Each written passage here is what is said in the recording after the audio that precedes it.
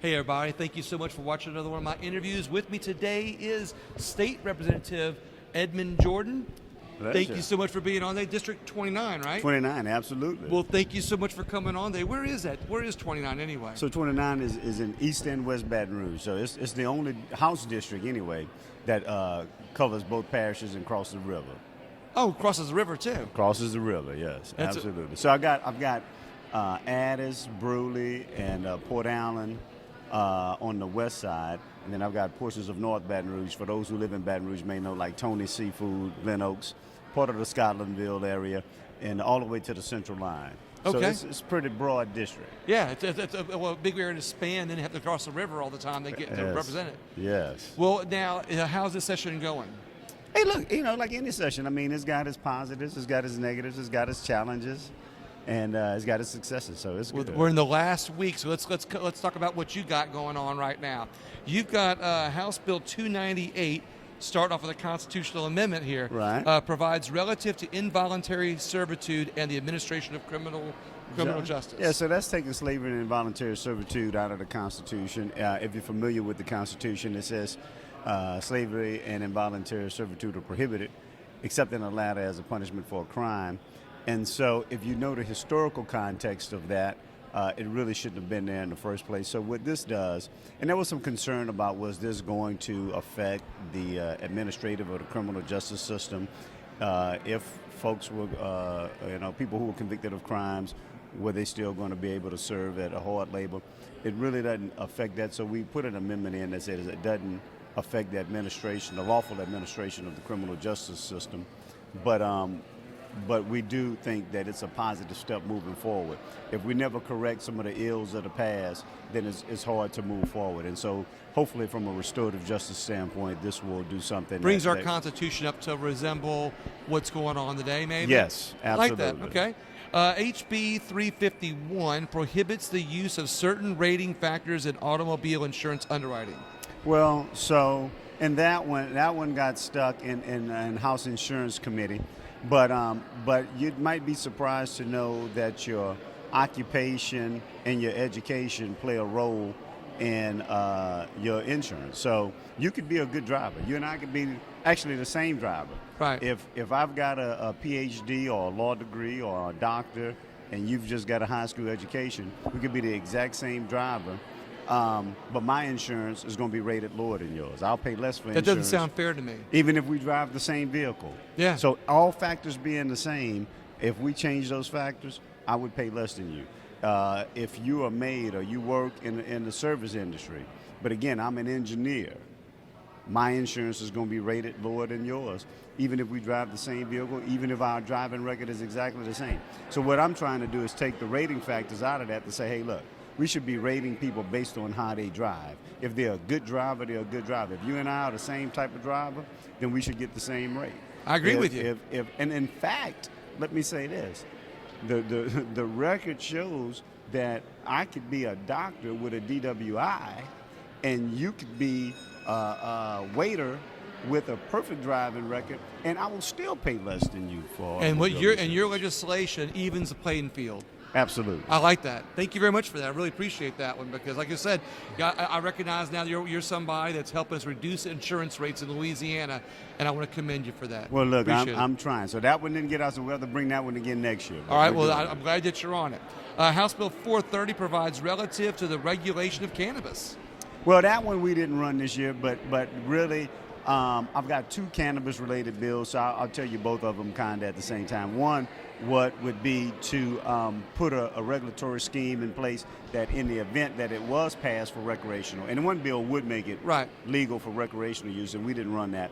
But the other part is at some point, either on the state level or the federal level, we're going to see recreational use legalized. And when that happens, do we have a regulatory scheme in place, a tax base, how we're going to do dispensaries and all that? We need to have that in place and be ready for it. So that bill actually sets all that scheme up on how we would do it. I'm sorry about that interrupting, right. but it's like infrastructure. That's it. It's like you set up the infrastructure so when it happens, whenever it passes, we're not ready. scrambling trying to figure out how to do it. Exactly. That's exactly what it is. I like the fact that you're looking ahead, on things in Louisiana. Well, I appreciate it. You got HB 431 provides relative to DNA database cross-referencing. Okay, so that actually is a case. If you've watched the news in the last 8 months, it's a case out of San Francisco where a victim of sexual assault, she submitted a rape kit, and then what they did is they stored the DNA from the rape kit in the main database to cross-reference for any other crimes. Anyway, the victim was associated, her DNA was matched to another crime, and then they used that to try to convict him, but the DA said he wasn't going to prosecute it. Look, there are constitutional violations with that, but that aside, what I don't want to do is put a chilling effect on victims of sexual assault. Right. If you're a victim of sexual assault and somebody says, we're going to use your DNA to try to catch the perpetrator, and then they use it for some other purpose to which you didn't consent, then what's going to happen? Victims of sexual assault would say, well, I'm not going to come forward because I don't know how they're going to use the DNA that they got from the rape kit. What this bill simply does is say that if it was from a rape kit, it doesn't mean that you can't convict them if you suspect them of some other crime, but you'd have to go get a warrant and you'd have to go get their DNA that way. You can't take it from the sexual assault kit and try to match it. Right. And so that's all this does. It sounds to me like you're just trying to tighten some things up. Absolutely. To be able to help the justice system in general. Absolutely. And consent. And consent back for women. Consent and victims. And look, it's not always just women now. It could be men as well that could be victims of sexual just assault. Victims in general. Mostly women, but any victim of sexual assault. We want them to be able to come forward without any thoughts of retribution or anything else that might come to them. Yes. Okay. 461 provides relative to mayor's courts. Well, that one was to do away. Well, I initially started as a bill to do away with mayor's court, but it ended up being a bill to reform mayor's court.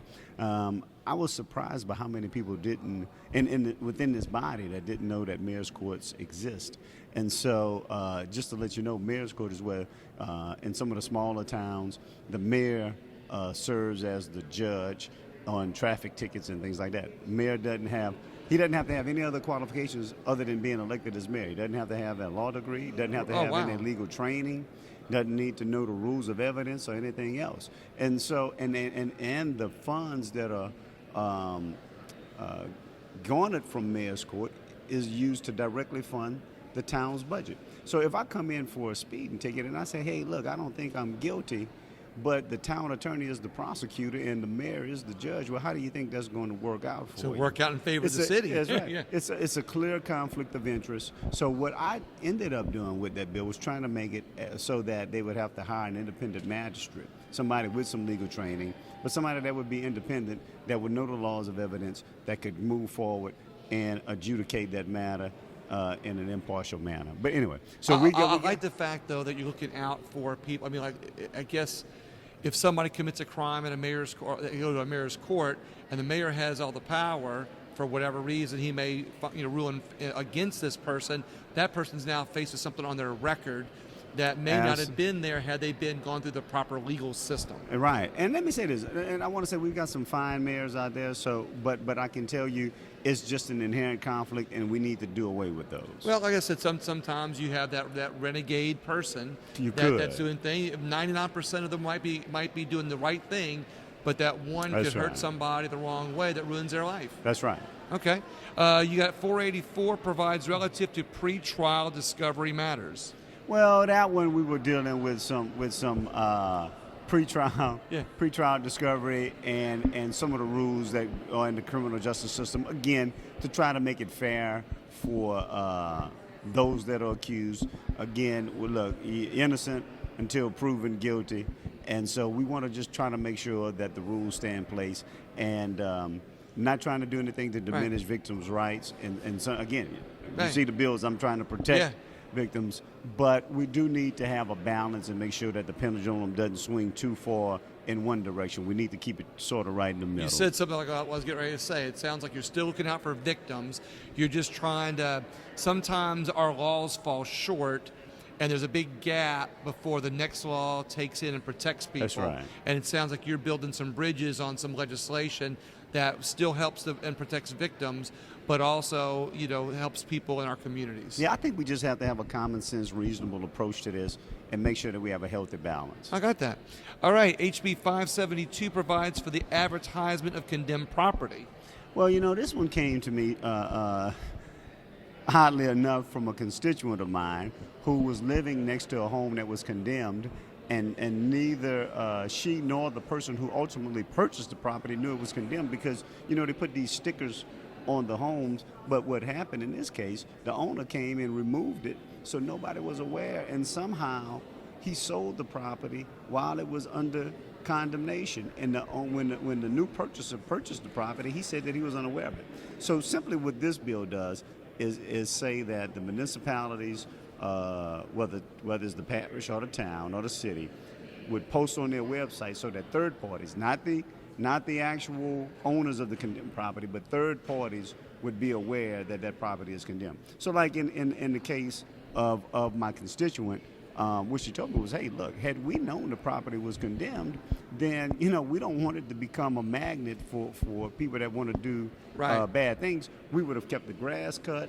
We would have taken some measures to make sure at least that it wouldn't have been a nuisance, attraction for nuisance behavior. So, this might her help not get knowing, yeah, with her not knowing, she was like, people are kind of funny about you going on their property and cutting their grass, and they'd be like, hey, what are you doing? But had they known it was under condemnation, they'd have been like, hey, look, somebody needs to keep it up, so we're going to do it. So anyway. Sounds like this will help with more community involvement. Yes. You've got 672 eliminates asset forfeiture.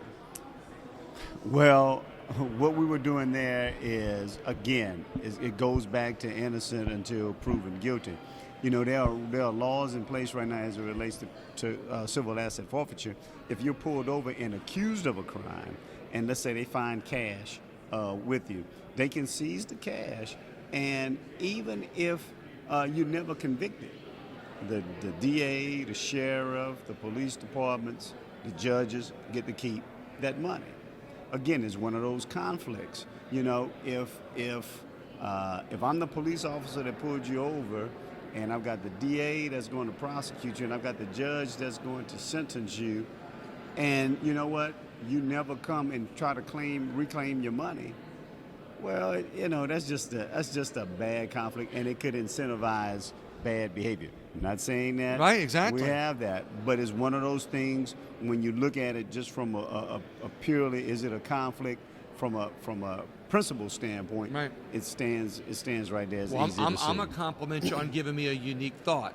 Not that I can't come up with unique thoughts, but what you just made me realize is, I'm always fighting against government getting bigger, and it just seems like a natural progress that government just keeps getting bigger, and what this legislation looks like is it helps stop, it helps protect individuals from a government that gets so big that people just get lost in the system. That's it. We're trying to stop some of that overreach. Yeah, I like that. 673 provides relative to the regulation of pharmacy benefit managers. So what we're doing there, we got the PBM Council, and right now it really isn't functioning the way it should. So we're trying to bring some more stakeholders to the table. We're giving the chair of health and welfare and insurance on the House side, as well as the Senate side, all those chairs. So 4 positions, they would be able to appoint either themselves or a designee, and then the governor would get an appointment as well. And it's hopefully with more skin in the game from a legislative standpoint, we'll try to make sure that everybody's playing nice. I like that. 674 provides for regulation of pharmacy services administrative organizations. Well, the PSAOs, if you're familiar with the supply chain from the manufacturer all the way down to the consumer, you have a bunch of players. So PBMs, which we just talked about earlier, they usually represent with the manufacturers or some of the health insurance companies, really. and making sure that they try to get the rates down. And we've had some transparency with some of the PBM regulation. The PSAOs, they usually represent independent pharmacies, because if you're an independent pharmacy, you don't necessarily have the wherewithal or the scale to try to go and negotiate prices with PBMs and manufacturers to keep drug prices low. So PSAOs were formed to try to help them gain scale and negotiate on their behalf. But again, we need more transparency in the market, and we didn't run that bill this year, but that's something we want to look at. 675 provides relative to consumer credit loans and transactions. You have a whole bunch right in a row. hey, well, what we're trying to do is making sure that we get some rate caps and that the citizens of Louisiana are not subject to predatory lending. Okay. And so we were trying to keep it as a 36% rate cap all in. But that bill died in committee. But we can continue to fight to do everything we can to make sure the predatory even lending though some of these bills, eliminated. like when I talked to reps, they die in committee or they didn't make it or whatever. Right. I think it's still interesting to talk about them because it lets people know not only what's on your mind, but how you're looking out for people, but it also invites people who might be able to help you make better legislation. They might have other ideas and help you with something. Hey, we're always open to that. Yeah, I Absolutely. like that. I'm looking to get more people involved as much as possible. All right. 676 provides relative to sentencing for habitual offenders.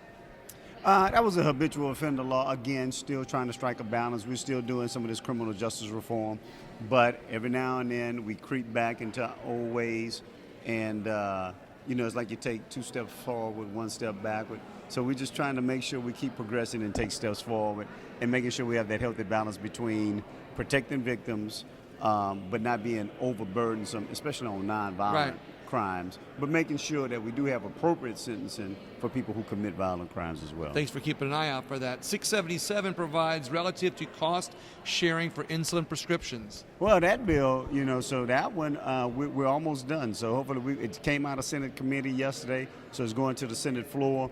We started off by asking for a $25 cap for a 3-month prescription.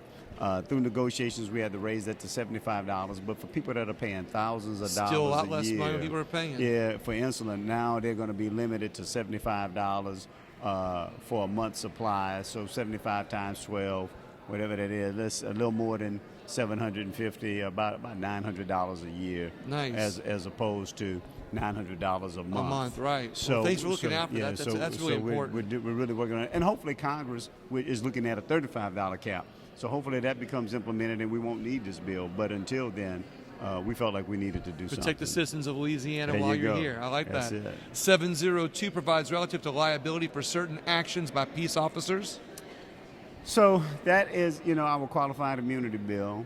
And so if you're not familiar with qualified immunity, basically what it says is that law enforcement officers can violate your constitutional rights, but if they weren't given prior notice that their actions were a violation of your constitutional rights, they kind of get out of any civil liability.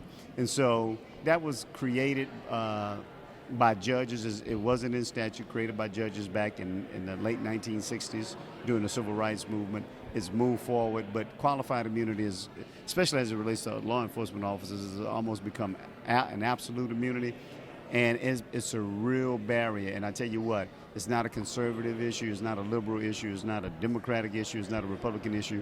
If you go look at legal scholars on the Supreme Court and all across the board, you'll see libertarians, Democrats, Republicans all in agreement that it's time for it to end. Okay.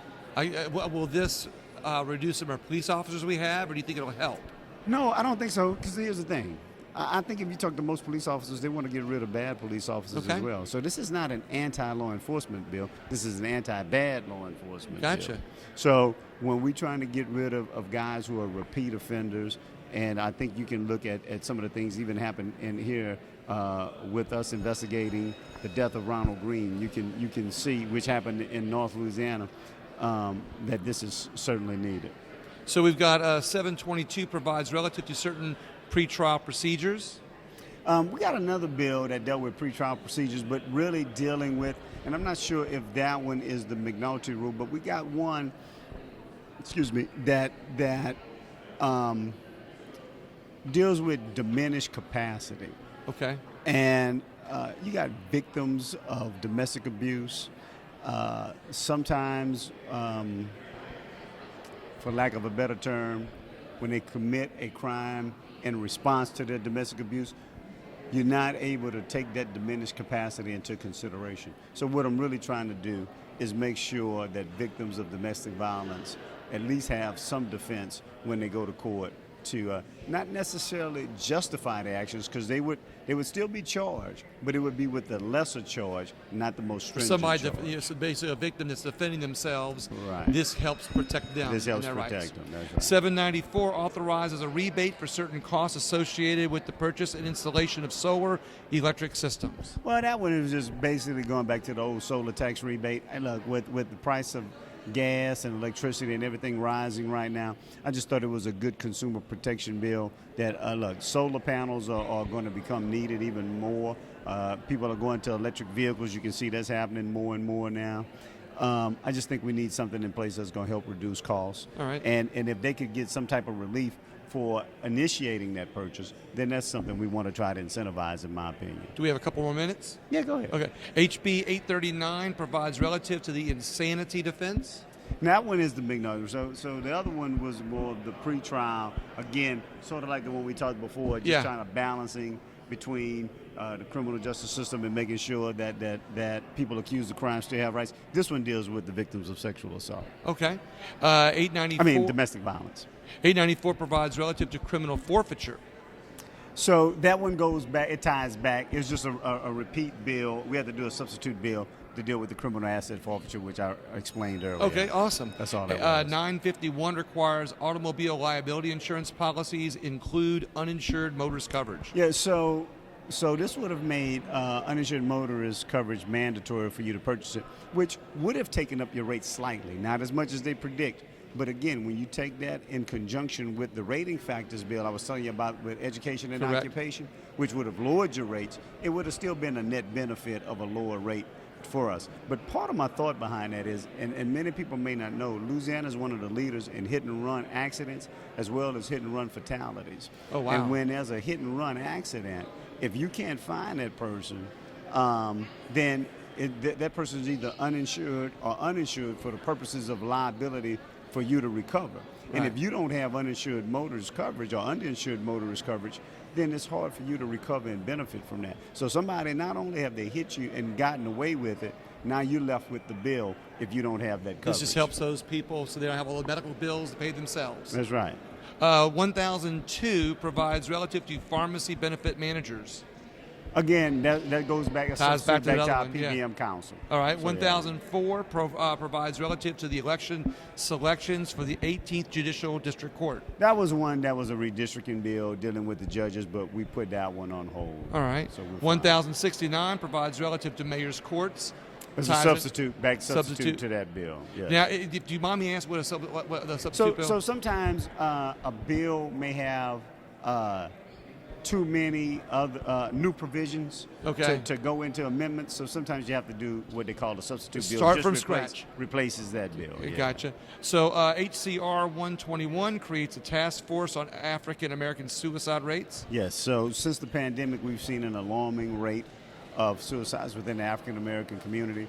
And so I'm trying to get some of the best minds, not only in the state but in the country, to try to address that and try to, let's talk about it and figure out some solutions and how we can prevent that. Sometimes to get action on something, you need to have a little legislation on That's it. All right, 137 requests the state and statewide retirement systems to invest in companies that practice diversity, equity, and inclusion.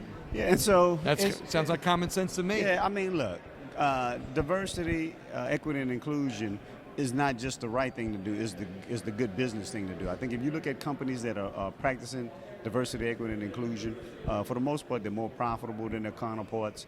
They're doing it. So it's not just good, it's good for you. Gotcha. And so it's good for the bottom line. And so why not try to, for our state retirees, try to get them the best benefit that they can. 3 more. 157 urges and requests the Department of Transportation and Development to include Baton Rouge metropolitan area on the passenger rail Airport. system. Yeah, so that's for the airport. We did that for the airport. Baton Rouge Metro Airport sometimes is losing customers. You've heard it before, which they call leakage to New Orleans. And if we get this passenger rail system, which is going to have a stop at New Orleans Airport, then that means even more people from Baton Rouge, which is, I mean, how much easier can it be? You can get on the train, you can drop you off at the airport, you don't have to pay for parking while you're there. You fly out, you fly in, you come back, get on the train, you come back home. We just want an equal playing field. So, you know, even though we don't have a rail system that goes right to our airport, make them part of the system, whether it's via shuttle or some other bus or whatever means, to where they can be linked in as well. Will help our airport here in Baton Rouge, right? That's right. 160 authorizes and directs the Department of Insurance to study and make recommendations regarding the effect mandated uninsured motorist coverage. Yeah, so that just goes back to the UN bill. We just converted that to a study so that we can see what benefits it may have. Oh, so that's where it goes into a study. We're going to take it and convert it to a study. All right, 182, your last one, request the Louisiana Supreme Court to study the costs and benefits of mandatory legal professional liability coverage for attorneys in private practice in the state. Yeah, so that was just simple. You know, I started off, some states have mandatory malpractice insurance. We're not one of them. But what I thought was maybe it would make insurance rates for attorneys go down. In the states that mandate it, I've actually found that it makes the insurance go up. Yeah. And so I'm not trying to do anything that's going to be more burdensome on our folks. But we're going to have them study it, look at it, and then also just whether or not we should have a notice requirement that whether you know, so the consumer, just as a consumer effort, whether to know that the attorney that they're engaging in, whether they have malpractice insurance or not. I like that. So is that one still going through? It's going to be a study, so yeah. Okay. So, yeah, we're still working it through. I like the studies because they make sure that they're helping us prepare for better legislation later. That's it. I like it. Representative Edmond Jordon, thank you very much for coming on there. Thank really you. Appreciate it. Thank you. Is there anything else you want to say before we head out? You know what? Not really. I tell you what. I'm not going to say it was the easiest interview, but it was a great interview. I like your style. Thank you. I just, you know, I'm sorry it took so long. But That's all right. No worries. Glad that we were able to do it. Well, I think it's important to inform people of just what's going on and do it as much in a non-ideological way as possible. And I think if we all recognize that we all have things in common, we try to find that, and we all recognize that the independent representatives are representing their districts and interests of people that are coming to them in their districts, I think it shows that we need to be involved in our system in a positive way, because that's the only way we're going to improve our state and make good things happen for our state. I agree with you. I think transparency is good, and I appreciate what you do. Thank you very much. I appreciate it. All right. Everybody else, please share the video, share the interview, and thank you so much.